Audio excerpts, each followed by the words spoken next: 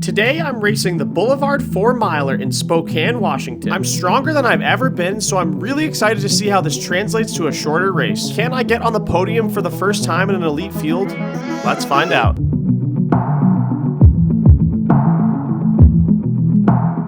Alright guys, so Allie and I are going to do a 6 to 8 mile run right now. I should mention it is Friday.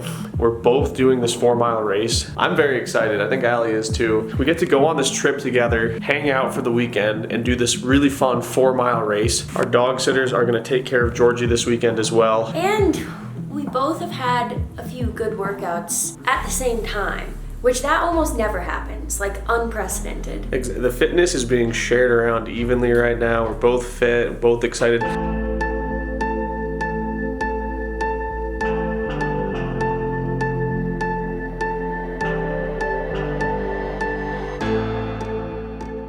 We made it in time, against all odds. We've done it. And I know you were stressed. Lauren was 15 minutes later than expected to pick us up, and Spencer was like, should we just drive ourselves? Should we just go? We'll park. It's fine. We're on the flight. We are. Super excited. I'm texting my best friend, Lauren. I've been away from her for hours. Hey, shout out to people who watch Solo Leveling. I watched the whole thing in 2 days. It was amazing. Allie hates it, but...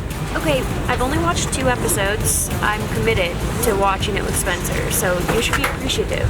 Girls just don't like anime. Comment down below if you are a girl that likes it, because I've never met one.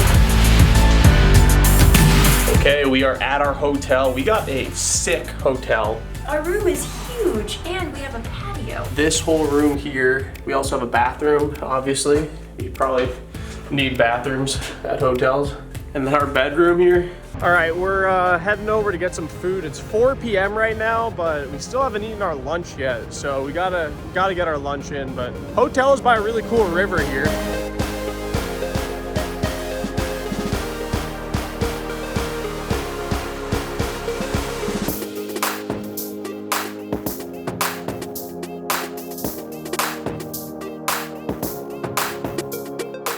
So yeah, and now Spencer's vlogging me, vlogging myself, so. Are you watching both videos at the same time right now? Do you have 2 tabs open with both our channels? Send us a video of you watching the videos at the same exact time and you will be given A virtual high five. 1 day out from the race. And we're gonna run a good pace. All right, we got a 5 mile run on tap, and then we're gonna do some strides as well. We'll see you guys after that. All right, so it's around 5:30 right now. We're gonna get food soon. Allie and I are both at the stage where we just sort of lay on the floor and roll out, whatever. You know, we're not really rolling out, but we're just a little bit just. Speak for yourself. I'm dedicated to the craft. Okay. We're gonna get probably Chipotle again for dinner tonight. Just make it simple. So we're gonna head out now, grab Chipotle, and then chill, and then go to bed, and then race tomorrow.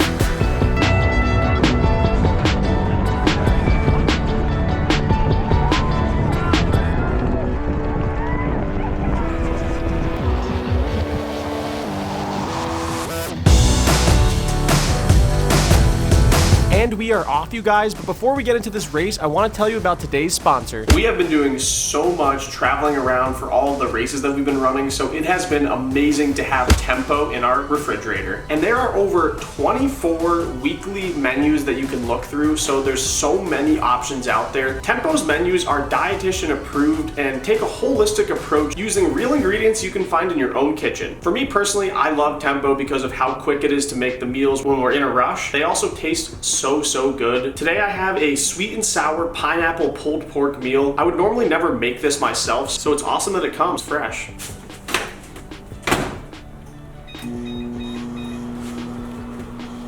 The rotating menu includes 20 mindful choices, including meals that are protein packed, calorie conscious, carb conscious, and fiber rich. Tempo's menu supports a healthy lifestyle and helps me get the fuel I need to perform at my best. So thank you so much, Tempo, for sponsoring this video. So click the link in my description and use code ATHLETE60 to get 60% off of your first Tempo box. So we're a little over a quarter mile into the race, and there was a pack of about 10 of us elites in here, so it was a pretty competitive race for how not big of a race it was. So also in the bottom right hand corner, I have the elevation chart of the 4-mile course. So this first mile is kind of tough. It's slightly uphill the whole time, then it flattens out, and then it goes down pretty quickly, and then there's a big hill at 1.6 miles, so I knew that that was going to be a really difficult part of the race.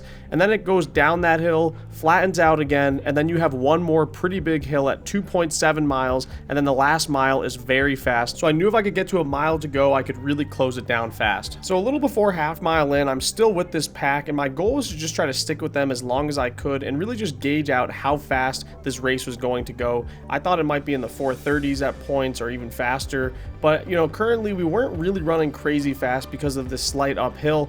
But we're gonna go take a turn around this corner right here, and I really felt it, the pace increase a lot. Someone pushed it hard, so immediately I started to get a little bit gapped by the field, and we were not even a mile into this thing. So I was getting a little bit concerned that I was gonna let this gap open up and I wouldn't be able to keep up with these guys up front, but I just pushed hard and just continued to try to stay with them as much as I possibly could.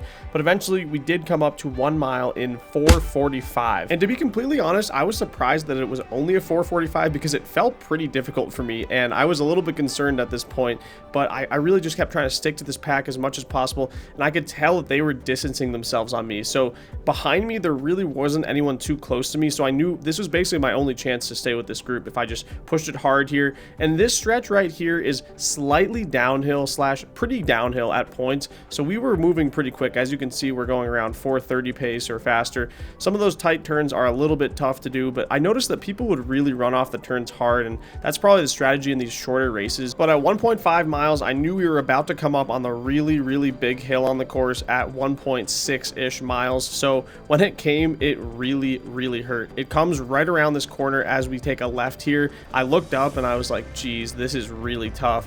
And as you can see, the pack was starting to distance themselves from me more and more.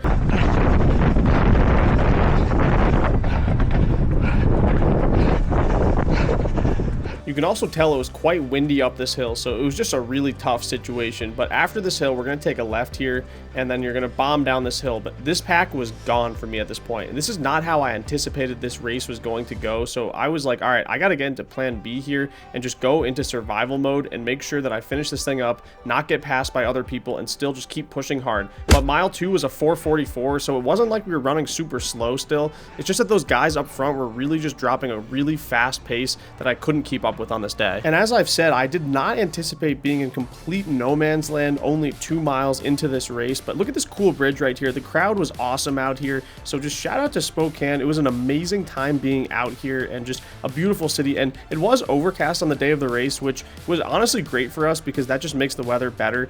It was a little bit windy, but nothing too bad. So overall, I cannot complain about race conditions. But as you can see far off in the distance, there were a couple other runners who were falling back. We're going to do a hard 180 turn right here, and I did notice that there was a guy in front that was potential to catch up to. And right now in the race, my body was feeling pretty bad. I was feeling like very overwhelmed from that hard pace so far, and just being alone at this point made it even more difficult. So I wanted to really try to catch up to the guy in front of me. I knew at 2.7 miles here there was going to be this incline starting after we get across this bridge here. Also, they had the 3-mile sign very early. It comes up here, but that was definitely not 3 miles. It was only about 2.8. So as you can see though, I'm starting to catch up to this guy on this hill right here. He was struggling even more than I was, but we were both, you know, going a little bit slower than 5-minute pace up this thing. But we eventually did get to the actual 3-mile point, and I ran a 4:55 mile 3. So much slower than my first 2 miles, but that was the hardest mile of the course in my opinion. And I knew that the last mile was flat and then downhill in the end. So if I could really push hard that last mile, then I could still run a good time. And I was catching up to this guy in front of me.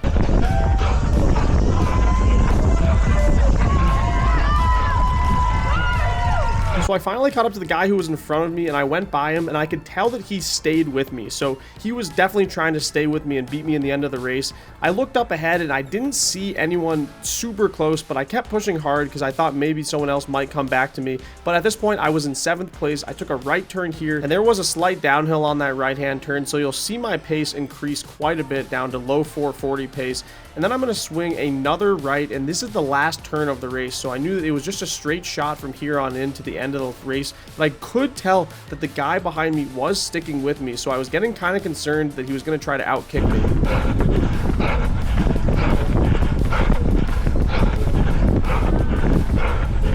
So he caught up to me with 400 meters to go, and at this point I knew, okay, I'm gonna make a really hard move and just see if that is enough to break him. So I started my kick and started pushing closer to 420 pace, or even faster, down to around 410 pace, and I was a little concerned that I went early, but I just kept pushing as hard as I possibly could.